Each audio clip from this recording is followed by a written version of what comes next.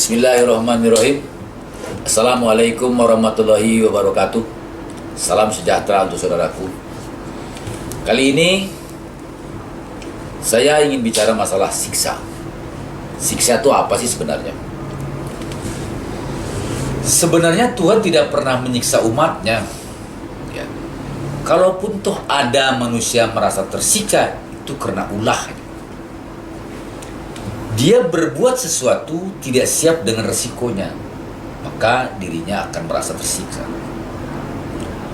Memang iya, Tuhan itu menciptakan dua aturan, salah sama benar, dan dua-duanya mengandung resiko. Ya. Contohnya gini, ketika kita ini bekerja di sebuah perusahaan, entah itu perusahaan swasta atau perusahaan BUMN, ya judulnya kita bekerja lah. Secara kebetulan kita itu butuh uang banyak pada saat itu, ya. Mungkin untuk biaya rumah sakit, mungkin untuk biaya anaknya kuliah, atau judulnya butuh uang lah, ya. Secara kebetulan ada peluang di perusahaan itu, ada peluang kita untuk mengkorup uang itu gitu, ya. Akhirnya diam-diam kita susun strategi supaya kita bisa mengeruk uang itu. Tapi setelah itu tersusun untuk mengambil sebuah keuntungan pribadi tadi, kita ingat kepada Tuhan, oh astagfirullahaladzim, kita tidak boleh begitu, kita tidak boleh begitu, kita tidak boleh begitu. Akhirnya berulang-ulang, bergejolaklah hati itu. Akhirnya menanglah rasa kebenaran itu, maksud saya. Ya, maksudnya kebenaran secara umum ya. Menanglah dia, akhirnya dia urungkan untuk mengkorup uang itu. Nah, akhirnya dia kerjakan secara teratur dan itu murni, dia tidak mau berbuat yang macam-macam. Nah, itu dia mengambil sebuah risiko. Risikonya apa? Pada saat dia membutuhkan uang itu, dia tidak jadi. Biarlah, daripada nanti berurusan, lebih baik kita menahan hawa nafsu. Nah, risikonya apa? Pada saat itu dia kekurangan uang. Itu satu. Yang kedua, ketika kita bekerja di sebuah bank, OJK, atau apa saja jenis keuangan, dan secara kebetulan ada kesempatan kita untuk mencuri uang perusahaan itu. Ya, sama kayak tadi, secara kebetulan juga kita butuh uang yang banyak, entah itu untuk kontrak rumah, entah itu menolong orang tua, judulnya kita butuh. Maka dia atur strateginya dan lakukan itu. Akhirnya dia berhasil mengodol uang itu. Tentu di dalam pikirannya, biar bagaimanapun namanya mencuri, pasti ada rasa was-was. Itu tidak bisa dipungkiri. Ya, mungkin dia secara kasat mata dia tidak ketahuan oleh perusahaan itu. Ya, tapi di mata Tuhan tetap aja jadi masalah.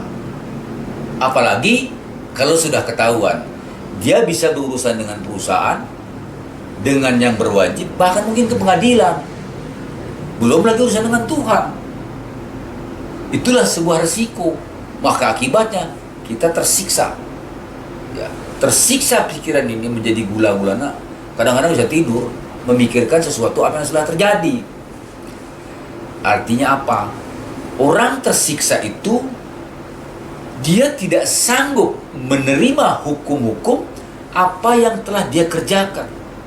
Konsekuensi dari sebuah pekerjaan itu pasti ada hukumnya dan mengandung resiko. Maka apabila kita tidak bisa menerima, yang ada apa? Siksa. Itu akibatnya. Tinggal persoalannya bagaimana cara kita mengurangi rasa siksa supaya hidup itu tidak terlalu tersiksa oleh sebuah pekerjaan, atau hidup ini tidak terlalu tersiksa oleh perjalanan hidup kita, baik dalam keadaan sempit maupun dalam keadaan lapang. Caranya gimana? Setiap tindak tanduk kita belajar menghitung untung ruginya. Ya. Jadi, andai kata kita terperosok dengan tidak sengaja, tidak terlalu jauh, karena memang tidak niat. Jadi mengurangi rasa sakit hati, siksa tadi, mengurangi rasa resiko tadi, caranya tadi, kita harus waspada dan selalu berhitung dalam hidup itu untung ruginya supaya mengurangi rasa siksa. Itu Yang kedua, coba biasakan hidup itu bertuhan. Siapapun Anda, ya, Muslim, non-Muslim, saya tidak bicarakan itu. Bukan masalah buat saya. Yang penting biasakan bertuhan. Jadi setiap langkah, setiap pergerakan, setiap sesuatu yang kita kerjakan, kita selalu ingat kepada Tuhan. Supaya kita terbimbing dan terarahkan. Itu yang kedua. Yang ketiga maksud saya, mulai detik ini, coba koreksi dan jangan diulangi lagi andai kata terjadi hal-hal seperti itu.